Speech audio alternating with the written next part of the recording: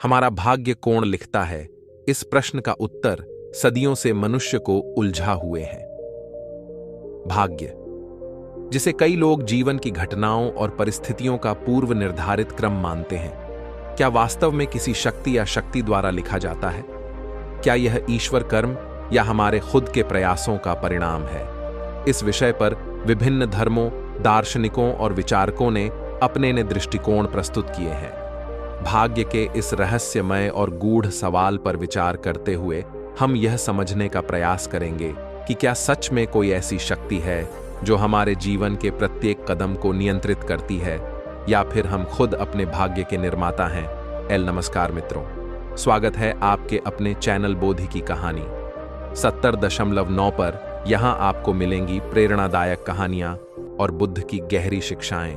अगर हमारी कहानी ने आपके दिल को छुआ हो तो हमें कमेंट में जरूर बताएं और चैनल को सब्सक्राइब करना ना भूलें, ताकि ऐसी ही और कहानियां आप तक पहुंचती रहें। बहुत समय पहले एक सुंदर राज्य था जिसका नाम धर्मपुर था। इस राज्य का राजा धर्मराज एक अत्यंत न्यायप्रिय और धर्मपरायण शासक था। राजा अपने राज्य में सुख और समृद्धि लाने के लिए कड़िडिड ही मेहनत करता था और उसका एक ही उद्देश्य था, अपने प्रजा के जीवन को शांतिपूर्ण और खुशहाल बनाना। परंतु जितना वह प्रयास करता, उतनी ही बार वह जीवन की अनिश्चितता हो और भाग्य के खेल को देखकर चिंतित हो जाता था।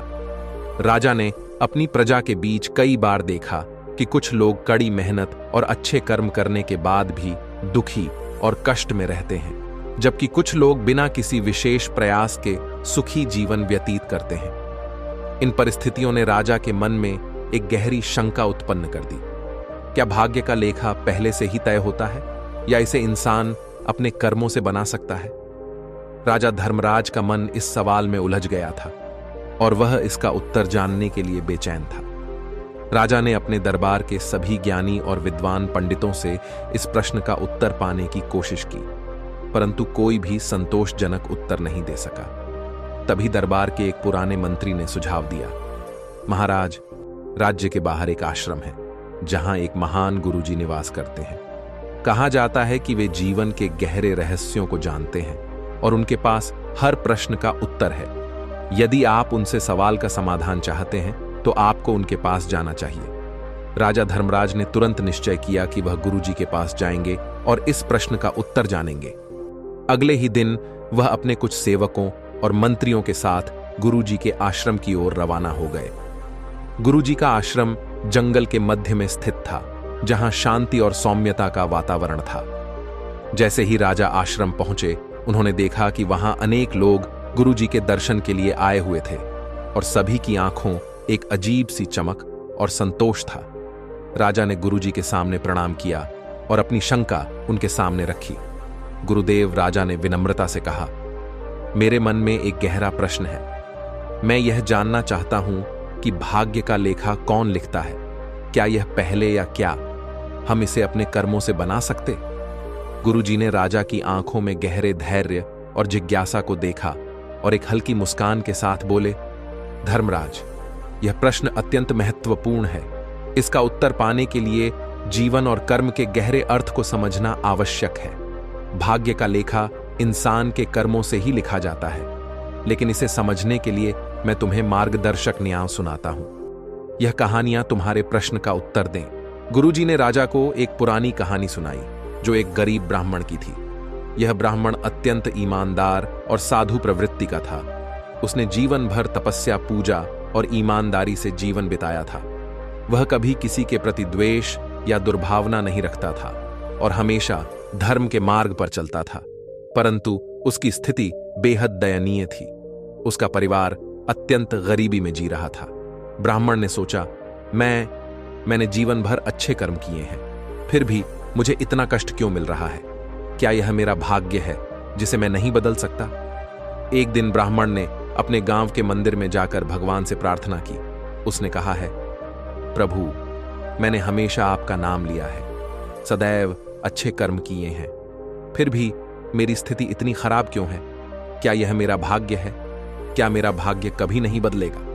तभी मंदिर में एक साधु आया। वह ब्राह्मण की प्रार्थना सुन रहा था।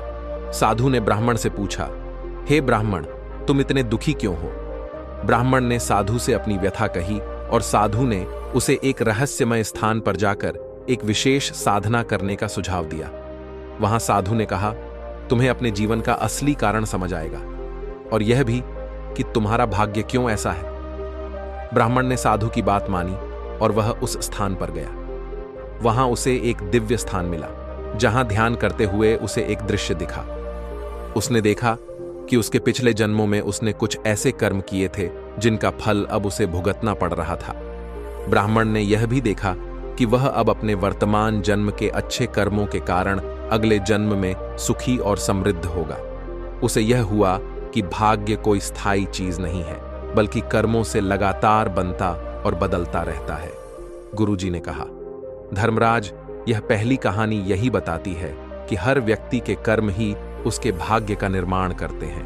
ब्राह्मण के पिछले कर्मों के फलस्वरूप उसे गरीबी का सामना करना पड़ा, लेकिन उसके वर्तमान कर्म उसके भविष्य को उज्जवल बना रहे थे। गुरुजी ने राजा को दूसरी कहानी सुनाई जो एक सांप और चील की थी। यह कहानी गहरे प्रतीकात्मक अर्थों से भरी थी और राजा को भाग्य और कर्म के संबंध को और स्पष्ट रूप से समझाने के लिए थी। गुरुजी ने कहा, एक समय एक घना एला था जहां एक विशाल चील आसमान में उड़ रही थी। वह आकाश की ऊंचाइयों में थी और उसने अपने पंखों की शक्ति से बहुत कुछ हासिल किया था। वह पूरे जंगल की राजा मानी जाती थी क्योंकि उसकी गति और शक्ति बेजोड़ थी। उसी जंगल में एक छोटा सांप भी रहता था जो जमीन के करीब रहता और अपनी स्थिति से संतुष्ट था। चील को हमेशा यह लगता था कि वह सबसे शक्तिशाली है और उसकी किस्मत में हमेशा जीत और सफलता ही लिखी है। वह छोटे जीवों को अपनी प्रजा समझती और कभी कभी उन्हें बिना कारण नुकसान पहुंचाती। दूसरी ओर सांप बहुत शांत स्वभाव का था। वह अपनी सीमाओं को जानता था और कभी किसी को परेशान नहीं करता था, परंतु वह कभी हार मानने वालों में से नहीं था। एक दिन जंगल में तूफान आया। आसमान में बादल गरजने लगे और हवाएं बहुत तेज हो गईं। चील ने तूफान से बचने के लिए ऊंचाई में और ऊपर जाने की कोशिश की, लेकिन तूफान इतना भयंकर था कि उसने चील को नियंत्रित कर लिया। चील को अपनी जान बचाने के लिए संघर्ष करना पड़ा और अंत में वह थकान से गिरने लगी। उधर सांप जमीन पर छिपा हुआ था और तूफान से बचने के लिए अपनी गति और धैर्य का इस्तेमाल कर रहा था। उसने अपनी सीमाओं को पहचाना और धरती के करीब रहते हुए अपने जीवन को सुरक्षित रखा। जब तूफान खत्म हुआ, चील ने देखा कि वह बुरी तरह से घायल हो चुकी थी, जबकि सांप शांत और सुरक्षित था। गुरु ने इस कहानी के माध्यम राजा को समझाया, धर्मराज, यह कहानी बताती है कि भाग्य की चाल बहुत गहरी और अनजानी होती है। कभी कभी जो हमें शक्तिशाली और अजय लगता है वह एक पल में बदल सकता है, और जो शांत और स्थिर है वह अपनी समझ और धैर्य से हर संकट का सामना कर सकता है। गुरुजी ने दोनों कहानियों के माध्यम से राजा धर्मराज को यह समझने की कोशिश की कि भाग्य का लेखा कोई और नहीं लिखता। यह हमारे कर्मों का परिणाम होता है। हम अपने कर्मों से अपने भविष्य का निर्माण करते हैं और भाग्य को बदलने का एकमात्र उपाय अच्छे कर्म है। भाग्य और कर्म एक दूसरे से जुड़े होते हैं और जीवन का सही मार्ग वही है जो हमें अपने कर्मों के प्रति जागरूक करता है। राजा धर्मराज ने गुरुजी के चरणों में सिर झुकाया और कहा, गुरुदेव, आपने मेरी आंखें खोल दी। मैं अब समझ गया हूं कि जीवन में कर्म ही सबसे महत्वपूर्ण है और वही हमारा भाग्य लिखते हैं। गुरुजी ने आशीर्वाद देते हुए कहा, धर्मराज, अब तुम अपने राज्य में कर्म का महत्व फैलाओ। लोगों को यह समझाओ कि उनका भाग्य उनके कर्मों पर निर्भर करता है और वे अपने अच्छे कर्मों से अपने जीवन को बदल सकते हैं। राजा धर्मराज ने गुरुजी के निर्देशों का पालन करते हुए अपने राज्य कर्म और धर्म का संदेश फैलाया। वह स्वयं भी अधिक से अधिक अच्छे कार्यों में संलग्न हो गए और उन्होंने अपने प्रजा को भी सच्चे कर्मों के मार्ग पर चलने के लिए प्रेरित किया। राजा धर्मराज को गुरुजी के उपदेशों ने भीतर तक प्रभावित किया था। वह वापस अपने महल की ओर लौटे, लेकिन उनके हृदय और मस्तिष्क में अब एक नई दृष्टि, नई समझ और गहरा संतोष था। अब उन्हें यह भली भांति झांत हो गया था कि भाग्य कोई स्थायी और अपरिवर्तनीय शक्ति नहीं है, बल्कि इसे इंसान के कर्म रहते हैं। महल लौटते राजा ने अपने मंत्रियों और दरबारियों को एक विशेष सभा के लिए बुलाया। उन्होंने अपनी प्रजा के बीच यह संदेश फैलाने का आदेश दिया कि कर्म ही भाग्य का निर्माण करते हैं और हर व्यक्ति को अपने कर्मों का महत्व समझना चाहिए।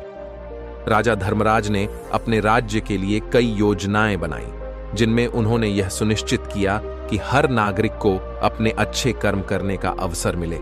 वह हमेशा न्याय और धर्म के मार्ग पर चलते थे, लेकिन अब उनके भीतर एक नई गहराई थी जो उनके प्रत्येक निर्णय में स्पष्ट झलकती थी। कुछ महीनों बाद राजा धर्मराज को फिर से गुरुजी से मिलने की इच्छा हुई। उन्हें इस बार और भी गहरे प्रश्न सता रहे थे। उन्होंने सोचा कि अब समय आ गया है कि वह गुरुजी से जीवन और मृत्यु के रहस्यों के बारे में जाने। राजा एक बार फिर गुरुजी के आश्रम पहुंचे। आश्रम में पहुंचते ही उन्होंने देखा कि वहां अब और भी अधिक लोग आ चुके थे। गुरुजी का आशीर्वाद और ज्ञान दूर दूर तक फैल चुका था। गुरुजी ने राजा को आते देखा और मुस्कुराते हुए उनका स्वागत किया। धर्मराज गुरुजी ने कहा, मैं देख रहा हूं कि तुम अब कर्म और भाग्य के सिद्धांत को समझने लगे हो, लेकिन मैं जानता हूं कि अभी भी कुछ प्रश्न तुम्हारे मन में है। क्या तुम उनसे मुक्त होना चाहते हो? राजा ने सिर झुकाते हुए कहा, गुरुदेव, आपके आशीर्वाद से मैं कर्म के महत्व को समझ गया हूं, परंतु तो अब मेरे मन में जीवन और मृत्यु के रहस्य को जानने की जिज्ञासा है। क्या मृत्यु भी भाग्य का एक हिस्सा होती है? क्या हम अपनी मृत्यु को भी अपने कर्मों से प्रभावित कर सकते हैं? गुरुजी ने कुछ क्षणों तक राजा को ध्यान से देखा और फिर बोले, धर्मराज, यह एक अत्यंत गूढ़ प्रश्न है। जीवन और मृत्यु के चक्र को समझना आसान नहीं है, परंतु मैं तुम्हें इस प्रश्न का उत्तर एक आसान कहानी के माध्यम से दूंगा। गुरुजी ने राजा को एक प्राचीन कथा सुनाई, जिसमें एक राजा और एक साधु की कहानी थी। यह कहानी एक महान राजा की थी, जो अपने राज्य में अत्यंत समृद्ध और ऐश्वर्य का जीवन जी रहा था। उसके पास धन संपत्ति और शक्ति की कोई कमी नहीं थी, परंतु वह राजा मृत्यु के भय से अत्यधिक परेशान था। उसे यह चिंता सताती रहती थी कि एक दिन वह सब कुछ खो देगा और उसे मृत्यु का सामना करना पड़ेगा। एक दिन राजा ने अपने दरबार के सभी ज्ञानी पंडितों और साधुओं को बुलाया और उनसे पूछा, क्या कोई ऐसा उपाय है जिससे मैं मृत्यु से बच सकूं? मैं नहीं चाहता कि मृत्यु मेरी यात्रा को समाप्त करे। किसी भी विद्वान या साधु ने राजा को संतोषजनक उत्तर नहीं दिया। तब राजा ने एक साधु के बारे में सुना। बहुत ज्ञानी था और जीवन और मृत्यु के रहस्यों को जानता था। राजा उस साधु से मिलने के लिए निकला और कई दिनों की यात्रा के बाद उस साधु के आश्रम में पहुंचा। साधु राजा का स्वागत किया और उसकी समस्या राजा ने कहा, मुझे मृत्यु से अत्यधिक भय लगता है। मैं अमर होना चाहता हूं। क्या आप मुझे कोई ऐसा उपाय बता सकते हैं जिससे मैं अमर हो जाऊं? साधु ने मुस्कुराते हुए कहा, राजन, मृत्यु एक अटल सत्य है जिसे कोई भी टाल नहीं सकता। यह जीवन का अनिवार्य हिस्सा है, परंतु मैं तुम्हें एक ऐसा उपाय बता सकता हूं जिससे तुम मृत्यु से परे जा सकते हो। यह उपाय तुम्हें अमर नहीं बनाएगा, परंतु तुम्हें जीवन और मृत्यु के चक्र से मुक्त कर देगा। राजा उत्सुक हो गया और साधु से पूछा, वह उपाय क्या है? साधु ने कहा, तुम्हें अपने कर्मों को समझना होगा और जीवन को उसी रूप में स्वीकार करना होगा जैसे वह है। जब तुम अपने कर्मों के प्रति जागरूक हो जाओगे और उन्हें बिना किसी फल की इच्छा के करोगे, तब तुम मृत्यु के भय से मुक्त हो जाओगे। जीवन और मृत्यु केवल एक परिवर्तन है और इस परिवर्तन को समझने के लिए तुम्हें अपनी आत्मा के वास्तविक स्वरूप को पहचानना होगा। राजा ने साधु की बातों को गहराई से सुना और समझा कि मृत्यु से डरने के बजाय उसे जीवन के हर पल को सार्थक बनाना चाहिए। उसने साधु की शिक्षाओं को अपने जीवन में लागू किया और धीरे धीरे मृत्यु का भय उसके मन से समाप्त हो गया। गुरुजी ने कहानी समाप्त करते हुए राजा धर्मराज से कहा, धर्मराज, जीवन और मृत्यु दोनों ही हमारे कर्मों से जुड़े होते हैं। मृत्यु का भय तभी समाप्त होता है जब हम जीवन के सच्चे अर्थ को समझ लेते हैं। भाग्य और कर्म का लेखा हमारी आत्मा के विकास के लिए होता है और मृत्यु केवल एक नया अध्याय है। राजा धर्मराज ने गुरुजी के इस उपदेश को भी अपने हृदय में उतार लिया। उन्होंने यह समझा कि जीवन के हर पल में अच्छे कर्म करने चाहिए, क्योंकि यही वह चीज है जो इंसान को मृत्यु के बाद भी जीवित रखती है, उसके कर्म और उसके द्वारा किए गए कार्यों का प्रभाव। मृत्यु केवल शरीर का अंत है, आत्मा का नहीं। गुरुजी से इन गहन शिक्षाओं को प्राप्त करने के बाद राजा धर्मराज ने अपने राज्य में एक नया सुधार शुरू किया। उन्होंने अपने जीवन को पूरी तरह से धर्म, न्याय और सेवा के मार्ग पर समर्पित कर दिया। वह अपने राज्य की प्रजा के लिए एक आदर्श बन गए और उनके राज्य में सद्भाव और समृद्धि फैलने लगी। राजा धर्मराज ने अपने कर्मों के माध्यम से यह सिद्ध कर दिया कि भाग्य का लेखा कोई अन्य नहीं लिखता, बल्कि इंसान के कर्म ही उसका भाग्य निर्धारित करते हैं। उन्होंने यह भी समझा कि जीवन और मृत्यु का चक्र अटल है और इसे स्वीकार करना ही सच्चा ज्ञान है। गुरुजी के आशीर्वाद से राजा ने अपने जीवन में हर कदम को ध्यानपूर्वक और धर्मपूर्वक रखा और अंततः उन्होंने अपनी आत्मा की शांति और संतोष प्राप्त किया। राजा धर्मराज की यह यात्रा भाग्य, कर्म और जीवन के गहरे रहस्यों को समझने की थी। गुरुजी के मार्गदर्शन से उन्होंने न केवल भाग्य का रहस्य जाना, बल्कि जीवन के सच्चे अर्थ को भी समझा। यह कहानी हमें यह सिखाती है कि हमारे कर्म ही हमारे भाग्य का निर्माण करते हैं और जीवन और मृत्यु के चक्र को समझकर हम सच्ची शांति प्राप्त कर सकते हैं। भाग्य का लेखा कौन लिखता है? इसका उत्तर गुरुजी के शब्दों में ही है। तो दोस्तों, उम्मीद करता हूं कि यह कहानी आप लोगों को अच्छी लगी होगी। कमेंट कर बताना कि कहानी कैसी लगी और प्यारा सा एक लाइक कर देना। वह चैनल को सब्सक्राइब जरूर कर लेना। नोटिफिकेशन बिल को जरूर दबा लेना कि एक और नई वीडियो आने के बाद आप लोगों के पास नोटिफिकेशन पहुंच जाए। और मिलते हैं एक और नई वीडियो में। तब तक के लिए दिल से धन्यवाद।